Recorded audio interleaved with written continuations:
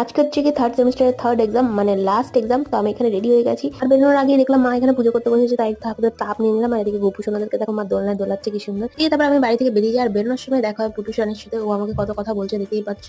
তারপর আমি ওকে বললাম যে টাটা, আবার এসে দেখা হবে তোমার সাথে। আর এখানে দেখো মতি ঘুমাচ্ছে নাক ডেকে। দেন তারপরে স্টেশনে এসে অ্যাজ ইউজুয়াল টিকিট কেটে এখন ট্রেনে চেপে চলে এসেছি চাকদা স্টেশন। তারপরে সেখান থেকে টোটো করে এখন চলে এসেছি চাকদা কলেজ। আর এই যে যারা মা বাবাকে নিয়ে আসে না পরীক্ষার টাইমে, দিয়ে 3 ঘন্টা এরকম ঠাই বাইরে বসে থাকতে হয় তাদেরকে, তো আমার কাছে এই বিষয়টা খুবই খারাপ লাগে। তো যারা এখন কলেজে পড়ে তারা নিশ্চয়ই বাচ্চা না, আর এত ঘন্টা তাদের মা বাবাকে নিয়ে এসে এক্সামের টাইমে বসিয়ে রাখা খুবই একটা খারাপ বিষয়। তো যাই হোক, তাই তোমাদের সাথে শেয়ার করলাম আমার ওপিনিয়নটা।